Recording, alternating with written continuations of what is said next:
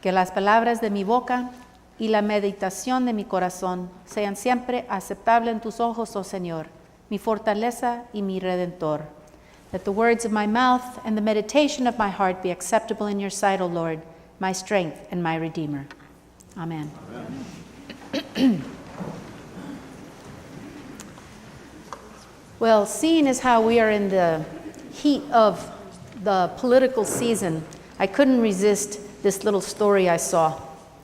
Shortly after John Kennedy was elected the first Roman Catholic president, a Kansas woman went to her local post office. When she asked the clerk for 50 cents worth of stamps, he asked, "Okay, and what denomination?" She snapped angrily, "Well, I didn't know it would come to that.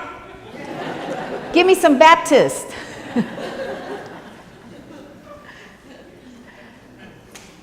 A story is told about the American Revolution that a man in civilian clothes rode past a group of soldiers that were repairing a small defensive barrier. Their leader was shouting instructions and pointing this way and that. So the rider said to the corporal, "Why aren't you helping them?" And the corporal replied with great dignity, "Sir, I am a corporal." Well, so the stranger apologized, dismounted, and proceeded to help the exhausted soldiers.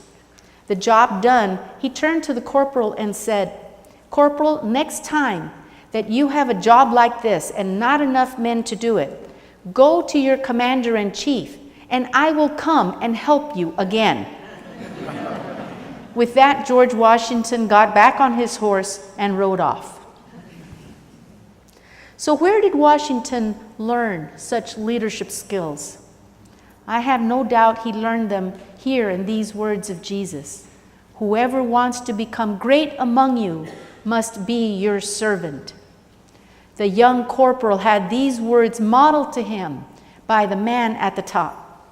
The disciples also received from their leader a picture of what it means to be servants. Now, was it problematical for the disciples, for James and John, to want to claim high places? I love the lesson from the Old Testament, from Job, because Job has been sitting there kind of complaining about his lot in life. And from the whirlwind, God says to him, "Yeah, well, where were you when the world was created? Answer that. Where were you when the waters were parted and the skies and the stars were made?" So he was trying to talk about, where is your place in world? Where is your place in life? And so this is what Jesus is trying to teach his disciples. There's a saying that artists and moralists have, and they have this in common. They know where to draw the lines. And there are lines that you shouldn't cross. And the disciples crossed that line. And that's why Jesus was kind of putting them in their place. Like God was saying to Job, "Yeah, you know so much? Who's in charge here?" But at the same time, God would not strip us of our ambition. There's nothing wrong with ambition. But blind ambition is problematical. It can be destructive. So under God's control, that can be used in a powerful way. The disciples were seeking power, and that's not so unusual. We often seek power. But remember, power in its most basic form is merely the ability to act. And God has given us that ability. We do have power. We have the power to forgive. Yet forgiving others isn't a prelude to the glory of power. It's the nature of living the Christian life. And we'll never get it. We'll never get the nature of living the Christian way of life except that divine forgiveness has defined and shaped it for us. The kind of power that Jesus' followers have is born to rule and judge others, comes from the power to serve to serve in God's name and according to God's model. We also have that power. We have the power to get out of the way when God is trying to shape our lives. We have the power to put others' needs ahead of our own. We have full authority to give our lives in loving service to our neighbor. We have the absolute right to allow Jesus' way of exerting power and authority to shape our lives, to shape our decisions and our actions. So Jesus says, if you really want to be number one in serving God and your neighbor. Repeating the words of the gospel, whoever wants to become great among you must be your servant. And whoever wants to be first must be the slave of all. For even the Son of Man did not come to be served, but to serve and to give his life for all. Tony Campolo said it well. When he was in seminary, Tony Campolo is a famous minister and a great speaker. So when he was in seminary taking his first class in preaching, he was already a very gifted spokesperson. And after his first practice sermon to his fellow students and professors, his peers came up to him and just, praised him up one side and down the other. And so he couldn't wait to see what the professor would write on his sermon. So the evaluation came back with a single line in red marking ink. It said, Tony, you can't convince people that you're wonderful and that Jesus is wonderful in the same sermon.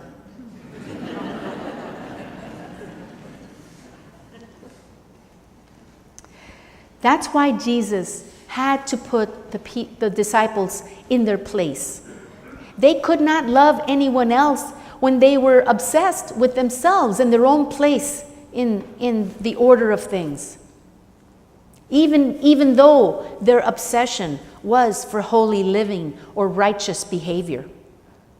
Author Max Lucado tells about some people in his church that he calls the Society of the Second Mile. And I can really identify with that society because we have many of those people here in our congregation. The people who go that second mile, who do more than what they're asked. And we honored some of them at our volunteer banquet the other day. We honored Lily and Mike and John Henry and Shelley. People who go that second mile without being asked. But as powerful as what those folks do, we have many, many more people who do a lot. And so when we put up our ministry posters along the walls, and we asked you to put your post-it marks, there was one in particular that just touched my heart.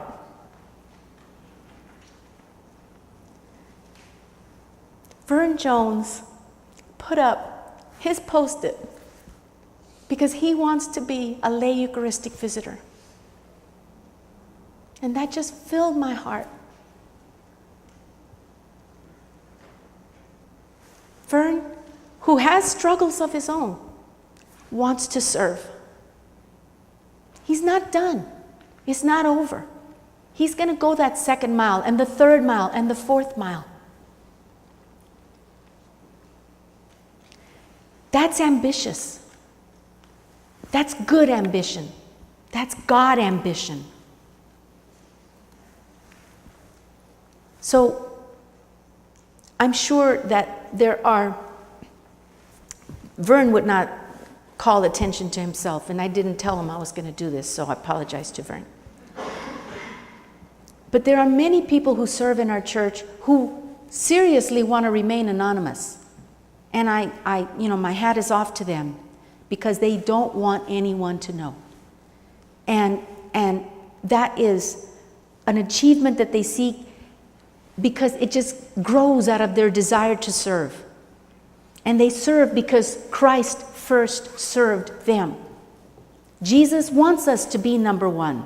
He wants us to serve our community and our world like no other church or community has ever served.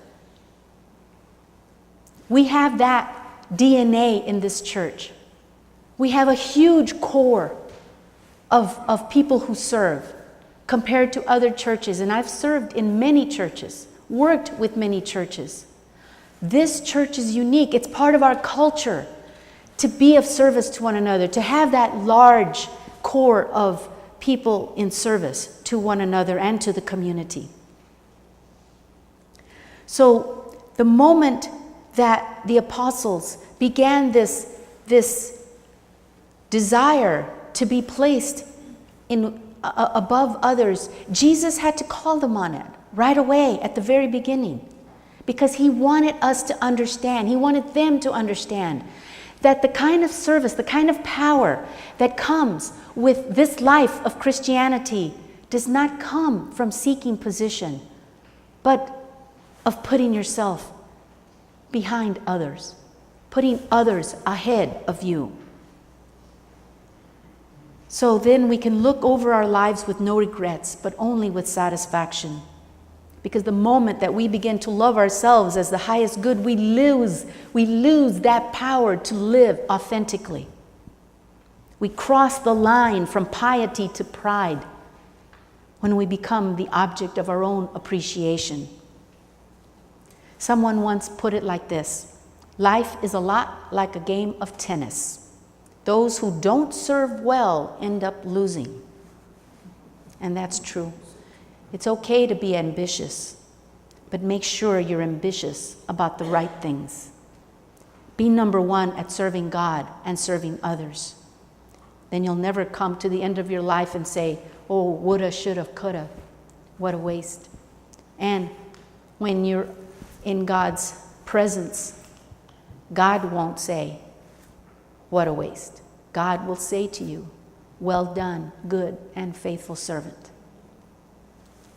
Amen.